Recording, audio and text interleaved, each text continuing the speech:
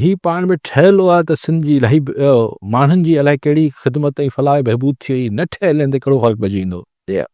माण्हुनि जी सिहत ते इन तंहिंजे करे माण्हुनि न ही ठाठ आहे त माण्हू रोडनि ते निकिरी आया आहिनि, न ठाठ टुटी इतिहाद टुटी पियो त को माण्हू रोडनि ते निकिरी ईंदा। विंदर लॻी पई आहे, कुझु ख़बरूं हुजनि कोन थियूं, माण्हू बि हिकिड़ो चहचटो लॻो पियो आहे। ॿियो हिन में छा ऐं इन खे माण्हू आम माण्हू जी ज़िंदगी ते कहिड़ो फ़र्क़ु पइजी वेंदो, मूंखे सम्झ नथो अचे। तव्हां चओ पिया त माण्हुनि खे बेवकूफ़ बणाइनि पिया, माण्हुनि बेवकूफ़ बणाए बि छा हासिलु करे वठंदा? माण्हुनि जी दिलचस्पी एतिरी दिलचस्पी हूंदी, वाह जो तमाशो लॻो पियो आहे। पोइ तव्हां हू नकलूं लाहे उज़मा हू जेका आहे मोहतरमा उज़मा बुखारी साहिबा, हू बाक़ाइदा मिमिक्री बि कंदा हुआ।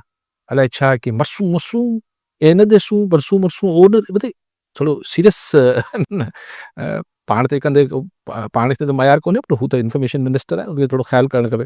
ख़ैर सो मूंखे न आहे ख़सी सां को फ़र्क़ु पवंदो। बाक़ी ॾिसो लोराणी साहब, मूं इहो गुज़ारिश कई त अगरि पस मंज़र में को कॉन्स्पिरेसी थ्योरी न आहे त पोइ ही कुश्ती छाजे लाइ आहे? एग्ज़ैक्टली मूं तव्हांखे सॼी ॻाल्हि खे चिटो करे रखियो त जेके जवाज़ पीपल्स पार्टी ॿुधाए पई, जेको जवाज़ नवाज़ लीग ॿुधाए पई, इहे हिकु सेटल थियो। उहो हिकिड़े 15 मिंट में फ़ोन ते ॻाल्हि ख़तमु थी आई। पोइ इहो हिन में छा एतिरी ॻाल्हि छो पई वधे?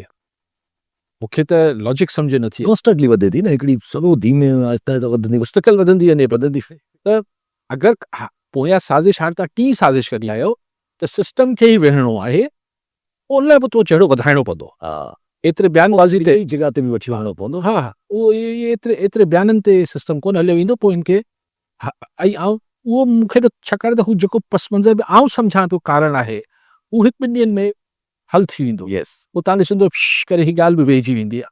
पर अगरि तव्हांजी थ्योरी ठीकु आहे लोराणी साहिब जी, त भई ही को सिस्टम जी तॾावेड़ आहे, पोइ थोरो झड़ो वधंदो, थोरो न सवाइ वधाइणो पवंदो।